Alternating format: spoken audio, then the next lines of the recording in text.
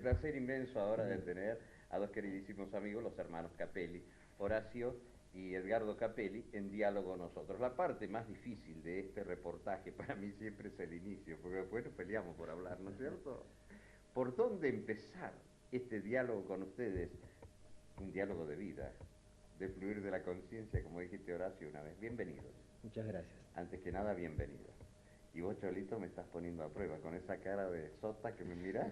Me estás como diciendo, a ver cómo te la arreglás solo. No, ¿Cómo empezás? ¿vos querés que te Ayúdenme, ayude? Bueno, ayúdenme. ¿Por qué no? Horacio, dentro de poco va a ir a la Riviera Turca. ¿A qué vas? ¿Ha visto? Ahí está, ¿ves? Es una punta para empezar un diálogo. La Riviera Turca. Bueno, voy a ir al Congreso de Cardiología de Turquía. No conozco. La medicina me ha permitido conocer muchísimos lugares y me ha enriquecido enormemente, así que cada vez que me invitan a un lugar nuevo, diferente y además con una cultura milenaria, por el Bósforo, por la proximidad con el Egeo y todo eso, así que estoy sumamente entusiasmado. Y además el privilegio de que te inviten de un lugar tan lejos, y bueno, esto siempre es bueno y uno sabe que representa a muchos más, ¿no? A toda la gente que trabaja con uno, al Garrahan, todo eso. Hace poco vi una película que está en DVD, no sé si la habrán visto, capaz que la han visto, La sal de la vida, greco-turca.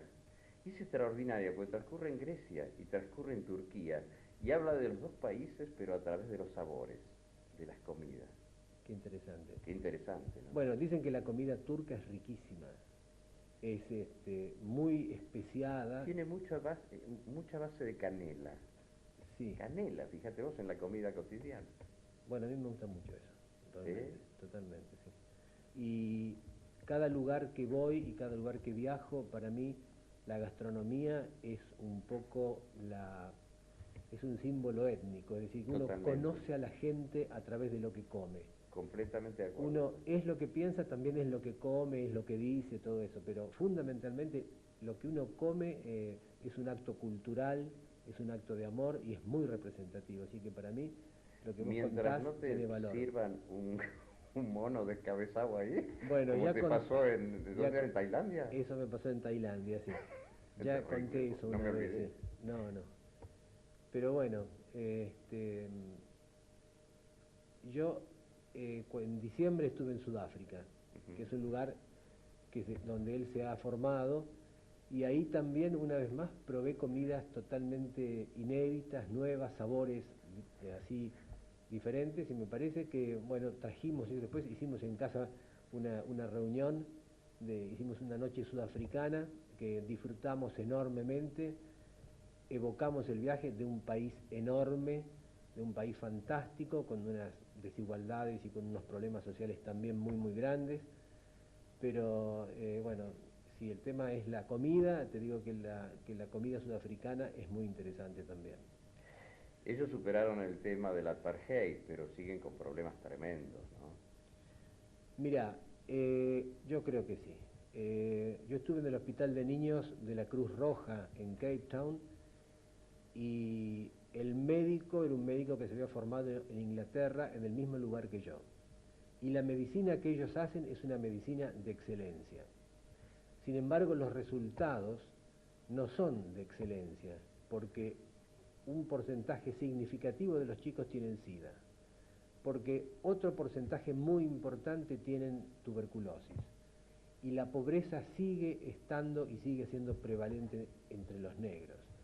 Y es por eso es que el inglés me decía, nosotros, a pesar del esfuerzo, el problema cultural sigue siendo tan importante que los chicos se nos mueren infectados de cosas que digamos que tuvieron que haber sido superadas hace 20 años.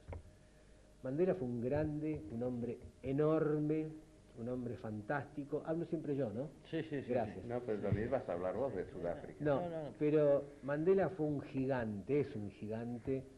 Yo no podía dejar de ir a la isla, a Robert Island, y estar en la celda que él estuvo 27 años preso, un hombre de la grandeza de Cristo, y lo digo yo que no tengo el don de la fe, pero Cristo fue también un hombre fantástico y gigante. Y fue un hombre histórico. Y tuvieron cosas en común, es decir, que hacer una resistencia, hacerlo a través de la paz, Socialistas al mango. decir que somos todos iguales.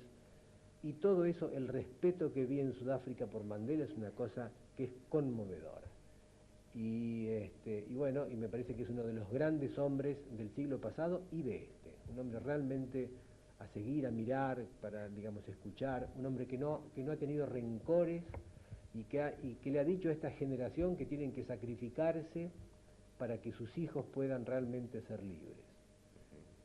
Realmente me conmovió todo eso, desde la cárcel hasta la gente tiene un respeto y una profunda admiración por un hombre que es verdaderamente admirable.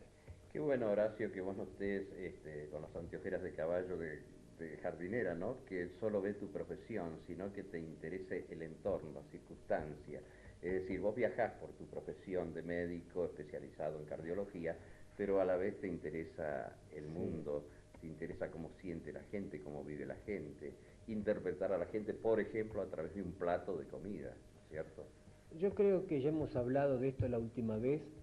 El acto médico es un acto muy particular, es conocer al hombre o al ser humano con dolor.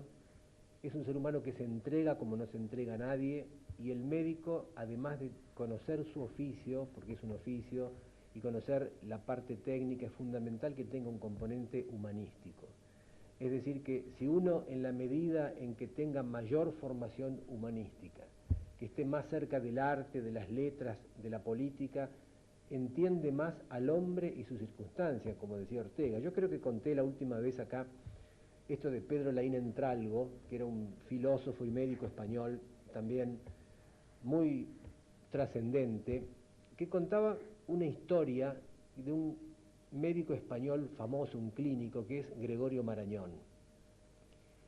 Y entonces, haciendo el conocido pase de sala, los discípulos le preguntan a Gregorio Marañón: maestro, ¿qué lecturas nos sugiere usted a nosotros para ser mejores médicos? Y Gregorio Marañón contestó: pues lean el Quijote. Y esto de alguna manera responde lo que vos decís, es decir, que me parece que uno no puede ser buen médico si no lee el diario, si no va al teatro, si no accede a lo que le pasa a la gente. Claro. Realmente. Y ahí les tiro una punta muy interesante, porque el Quijote es un idealista, si lo hay, ¿no? Y que también el idealismo es impulsor de tantas cosas que parten hasta de la ciencia, ¿no? Cholito, vos, respecto de Sudáfrica... Qué hermano tengo, ¿no? Qué hermano, brillante. Impresionante. Pero vos también sos brillante. Los dos son brillantes. Está sonando un celular, Sí, dejémoslo bueno, sonar. dejémoslo. El mío no es, ¿eh? Ah, es el mío, pero... El tuyo, pero alguno que está diciéndote Cholo, estoy de acuerdo con vos, Gracias. así que no lo llames porque está en cámara, no puede atenderte. Vamos a tener la musiquita como en calecita de fondo. Cholito, vos, ¿qué recuerdos tenés? ¿Cómo suena? ¿Y si te lo vas a buscar? Sí. Sí, anda a buscártelo, buscarlo. nosotros seguimos charlando. Sigan, nosotros. sigan. Yo te voy a hablar una cosa, esto de los médicos y del resto, un poco como para darle cabida a él. Vos sabés que hubo muchos médicos que entendieron que el problema no se resolvía en el hospital. Es decir, que uno, para curar el paciente, no alcanza con curar la enfermedad, sino que hay que curar al enfermo.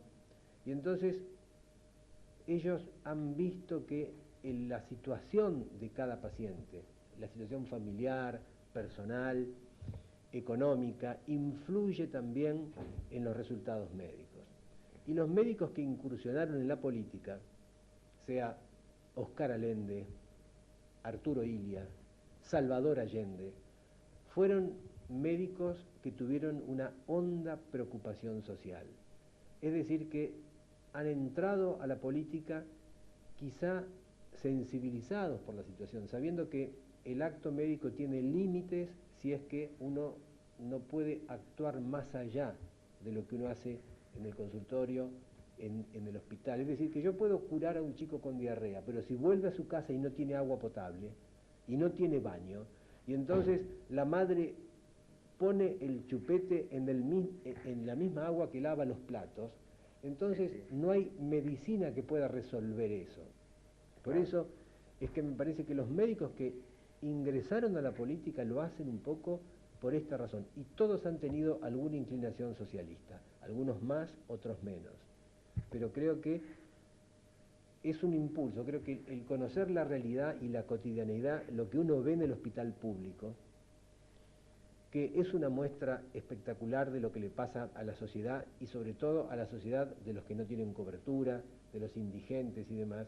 Esto es un impulsador, es un catalizador para que uno diga, no alcanza con esto, hay que ir más allá si uno realmente quiere actuar no sobre este enfermo, sino sobre todos los chicos o todos los pacientes que están en situación similar.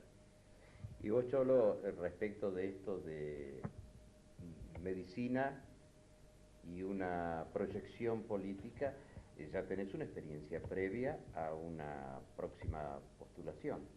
Voy a darte una diferencia entre el médico y el político, o entre el mecanismo de pensamiento del médico y la relación con la gente. Sí. Cuando el médico habla con el paciente le cree al médico.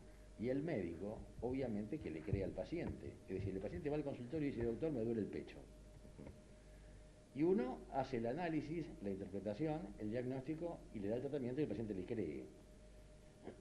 Esta relación de honestidad, de confiabilidad médico-paciente, no sucede en el mundo de la política. Exacto. No sucede, lamentablemente. Yo te diría que la gente en general, la gente buena, la gente bien intencionada, se espanta cuando le hablan de política. Y cuando hablan conmigo me dicen, ¿en qué te estás metiendo? ¿Por qué te metes en esto? Hay una larga trayectoria para que la gente esté descreída, ¿no? Sin de duda. corruptelas, de egoísmos, de mezquindades, de falsedades, de hipocresías, que viene de la clase dirigente. De una clase dirigente que accedió porque la gente más capaz, la gente con más valores éticos, dejó el espacio vacío. Yo creo que hay que asumir la responsabilidad que los países los construyen los mejores. Ahora, si los mejores se van, si los mejores no participan, entonces después queda poco derecho para el pataleo.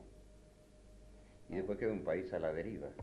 Por eso que yo digo que la política en sí es la más noble de las actividades, porque está pensada para ayudar a los demás, para tratar de decir, bueno, tengamos una sociedad mucho más justa, tengamos una sociedad donde todo el mundo tenga acceso a un trabajo digno, a una casa digna y a una vida mejor. Esto para mí es la política. Desde el punto de vista ideal es bárbaro, pero en la práctica ha sido desastrosa hasta el momento, ¿no? Precisamente porque uno puede entrar a la política de dos maneras, pensando en uno, en servirse de la política, en ser corrupto y en robar, en enriquecerse, o tomarlo como un sacrificio con gusto, pensando en los demás. Si mucha gente buena se comprometiera... Es lo que decía recién tu hermano, un político tiene que ser tirando hacia un socialismo, pensando en las clases sumergidas, por ejemplo, ¿no? Yo creo que pensando en que todo el mundo viva mejor, en tener una ciudad mejor, en que todo el mundo pueda decir, es decir, yo creo que es muy injusto que la gente que menos tiene, por ejemplo, tenga que usar gas en garrafa y pagarla más cara que los que más tenemos. Entonces, a esto voy. Ahora, yo quiero insistir en la importancia de la participación de la gente con valores. La gente con valores no puede seguir entregando el futuro de su país, que en última instancia es su futuro, o el de su familia, a gente que no tiene valores morales, que no tiene valores éticos. Ahora pienso yo, nuestro país, con una cabeza dirigencial, honesta, con ideales, abierta hacia comprender, entender y resolver la situación de los pobres, de los sumergidos, de los necesitados, ¿puede escapar en el hoy en día del mundo a esta globalización injusta, a este neoliberalismo excluyente? El neoliberalismo ya fue, ya pasó, ya fracasó en todos lados. El capitalismo está caput. Yo no creo que el capitalismo esté caput. No. El capitalismo ha ido cambiando, ha ido evolucionando. Vos fíjate que Grandes países como Rusia y como China son profundamente capitalistas. Yo creo que acá en este país se malinterpretan las palabras y los términos.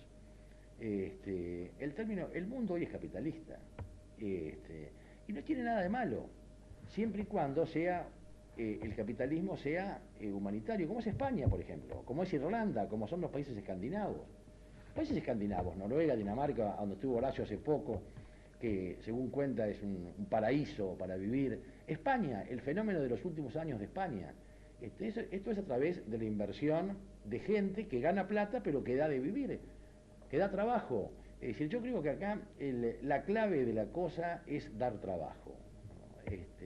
Y olvidarse del clientelismo. Hay políticos a los que les conviene que haya pobres. Les conviene que haya pobres porque mientras haya pobres, ellos van a depender del puntero de turno para sobrevivir. Cuando uno a la gente le da la dignidad del trabajo, le da educación, le da una buena salud, un país rico como este crece automáticamente. Ahora, hace falta el compromiso de la gente que más tiene. La gente que más tiene no puede abandonar este país en manos de aventureros. Esto no lo digo por mí, me estoy sacando absolutamente del escenario, estoy hablando del país, pero digo, los grandes países del mundo son conducidos por gente que está preparada intelectualmente y éticamente y moralmente para regir los destinos de un país. Yo creo que esto es muy importante, porque si cada uno se queda en su casa, cuidando su negocio, cuidando su quinta, y criticando al dirigente de turno, pero no se compromete, está pecando por omisión. Sí, es como que no existe, no hay compromiso. Claro, es decir, hay compromiso, pero hay compromiso para la familia o para lo particular, pero no para... Cuando cantan el himno o juega Argentina, todo el mundo se desgarra las vestiduras cantando Argentina, Argentina, y después... Bueno, somos triunfalistas, superficiales en ese sentido. Bueno, yo creo que es un tema para pensar, ¿no? Es un tema para pensar. Ahora, el camino, lo difícil es lo que vos planteaste en el inicio de este diálogo, ¿no? Hacer que la gente vuelva a creer cuando viene con un historial largo de dirigentes corruptos, ¿no? Sí, pero también es cierto, no se puede dejar un país acéfalo si nadie se compromete. Uno puede tener dos actitudes, resignarse o rebelarse, ¿no? Yo prefiero la sana rebeldía de creer que es posible un país mejor, que son posibles mejores dirigentes, gente sana, gente que piense en los demás, gente que sea capaz de ser feliz con la felicidad del otro y no teniendo únicamente un montón de plata en el banco. Es lo mismo que pensaba a los 20 años, ¿no? A lo mejor tengo un problema de inmadurez política, ¿no? O de tener ideales muy claros. Clarísimos. ¿No es cierto? Que no es que te hayas quedado en pensar y tener un idealismo expuesto en el mundo en que te toca vivir, una forma de compromiso en la vida. Vos, Horacio, ¿cómo ves este punto? Mira, los escuchaba a los dos y vos hablás de la corrupción de tanto tiempo, y yo pensaba que en el año 1930, Eduardo Mallea, para mí uno de los más grandes escritores argentinos y quizá el que más influyó en mi crecimiento intelectual, digamos, espiritual, él en el 30 planteaba exactamente lo mismo, esto que él decía. Es decir, que añoraba la generación del 80, que es el que hizo al país grande, y entonces hablaba del deterioro y de la caída en pendiente que vino después, y sin embargo, en un libro fantástico que fue Historia de una pasión argentina, él le habla a los argentinos esperanzados, argentinos insomnes, argentinos sin sueño, a esos argentinos silenciosos que no se ven, pero que van a ser el país. Él creía en esos. Y es un poco esto, es decir... La Argentina subterránea. Exactamente. La Argentina subterránea. Y ¿cuáles son estos personajes? Porque si uno quiere decir, bueno, el personaje son estos que tienen nombre propio, los que vemos por la tele, los que hacen Gran Hermano, los que hacen...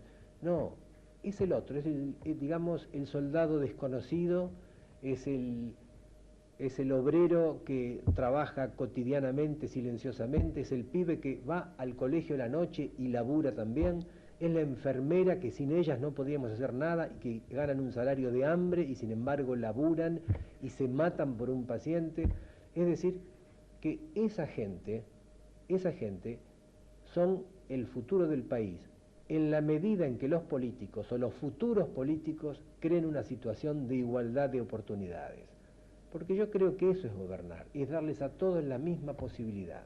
Porque si no resulta que hay muchísima gente talentosa, hay mucha gente muy capaz, con un enorme potencial, pero no tienen la posibilidad, porque no tienen recursos económicos, porque tienen que trabajar, porque, en fin, y entonces, por eso es que yo soy un defensor acérrimo, soy un defensor a muerte de la escuela pública y de la universidad pública.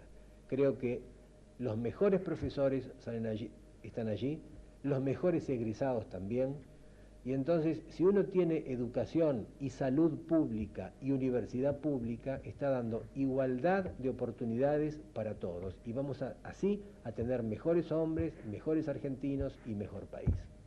No creo que haya un desafío que sea más gratificante, sabiendo que es tremendamente difícil, que intentar hacer esto que dice Horacio.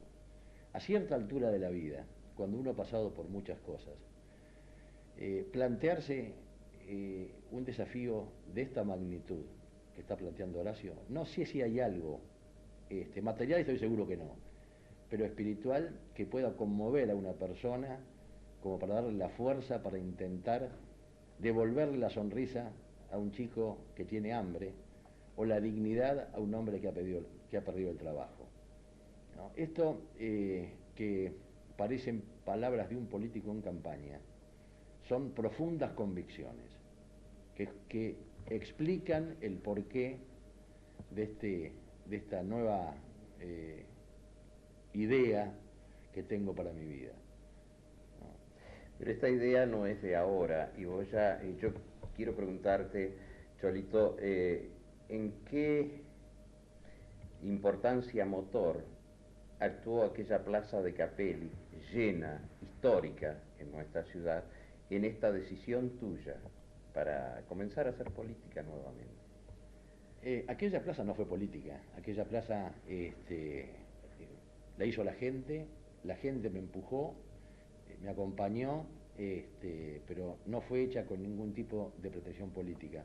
Después, como decía Horacio, el médico en el hospital convive permanentemente con la injusticia, con la pobreza, chicos que tienen pañales de papel de diario, que están enfermos porque no comen.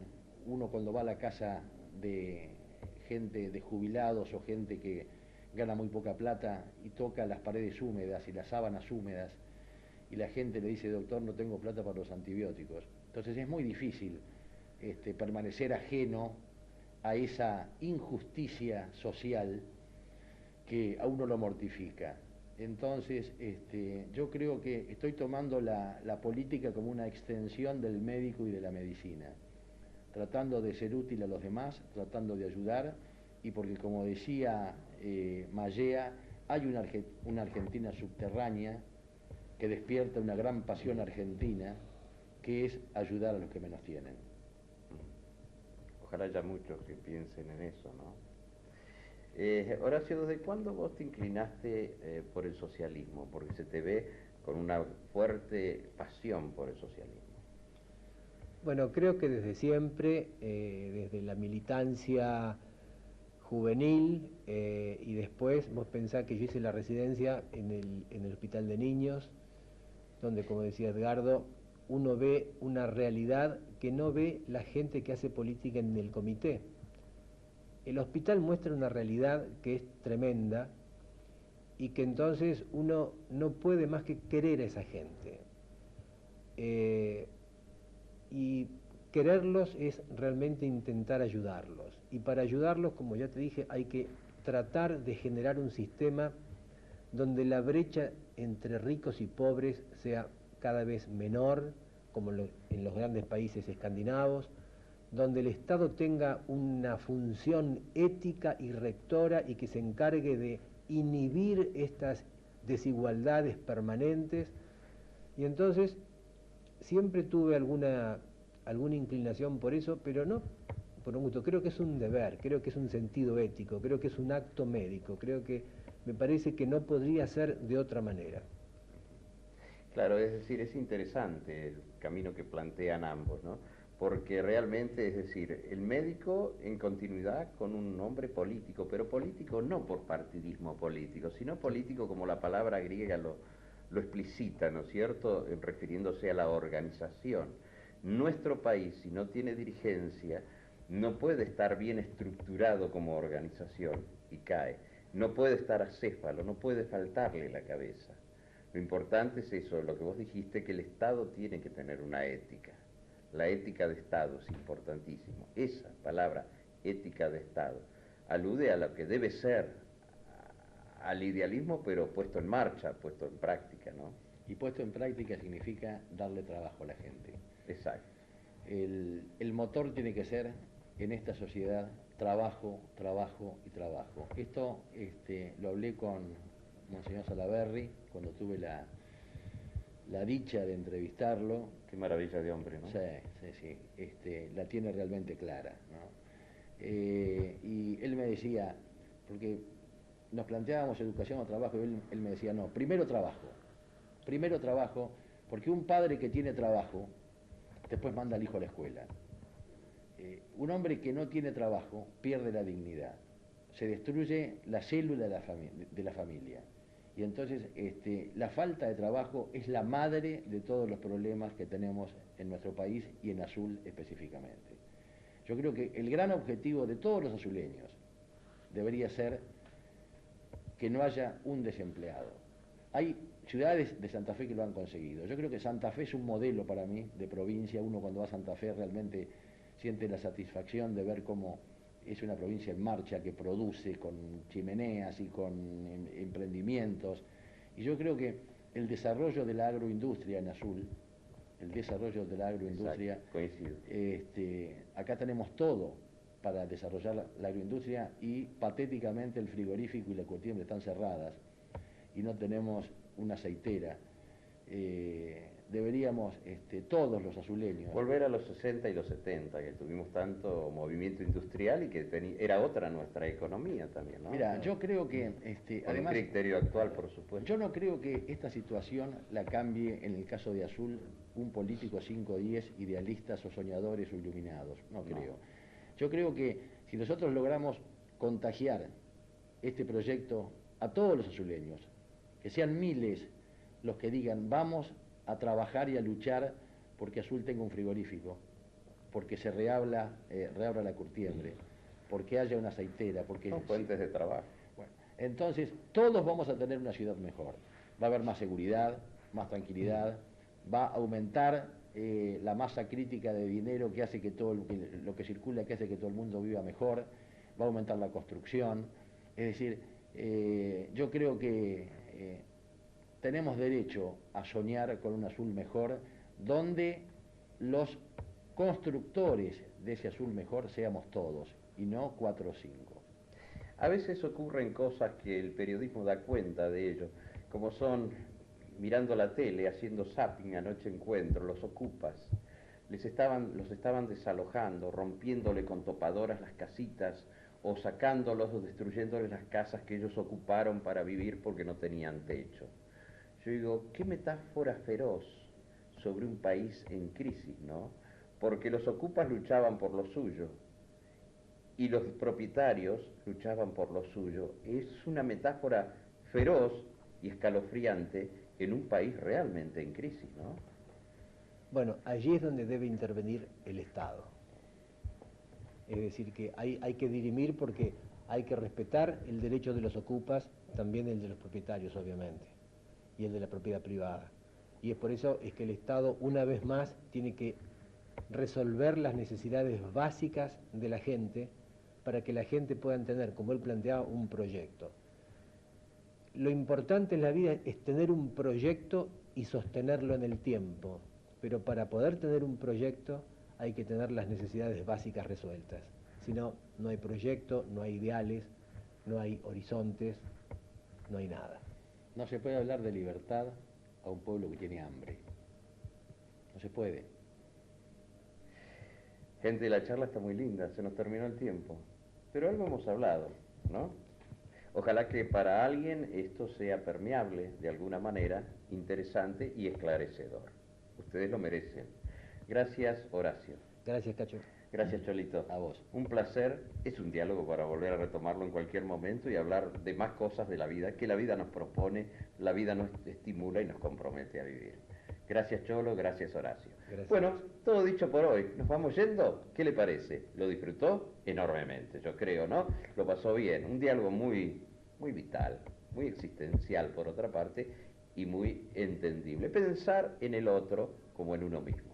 Chau. Hasta mañana, como siempre, si Dios quiere. Y si Carlitos Marx quiere. Así.